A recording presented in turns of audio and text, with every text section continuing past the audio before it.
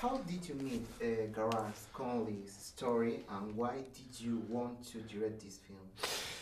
My producer, Kerry Roberts, gave me Garrett's book, and I read it very quickly.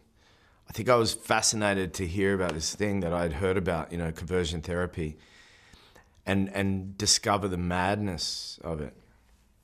And, then I discovered inside of it not just madness, but a lot of love and a lot of hopefulness, because Garrett's family were very particular. They sent him to this place out of love, thinking they were helping him. And that to me was such a strange concept. I thought this would be like parents who hate their kid who was like, go to this place.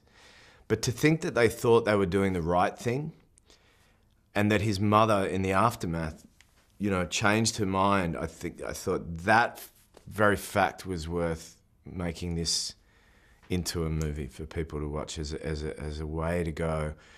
We often can make mistakes, but we can also change our mind. And do you think the film can help to show how dangerous these therapies are? Absolutely. I think, there's something simple in this movie that it just shows you one place that pretends that or says that they can change someone's sexuality.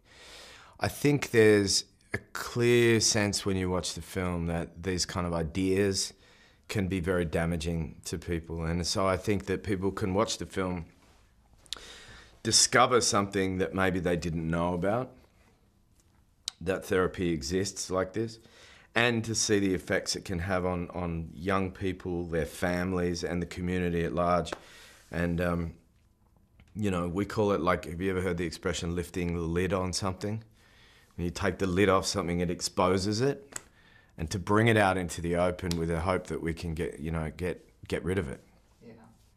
And do you think homophobia is growing in Western countries like United States, Brazil, or European Union, for example?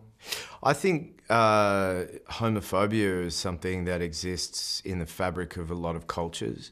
I also know for a fact, like if you look at GLAAD, who have done a statistical study, that in the recent government change in America, because of the way politics and the media spread information, and as we know in the United States, the rights and freedoms of LGBTQ people are at risk. And the statistics kind of showed that for a period of time, homophobic behavior or attitudes kind of got better or less. And then with the government change and new policies, and that people are moving further into a more homophobic state generally. So I don't know the exact figures and details, but it is interesting to note that, the way political figures identify and the way the media present can mean that that situation can go up and down. And, we always hope that we become more progressive, but there is a chance we always go backwards too.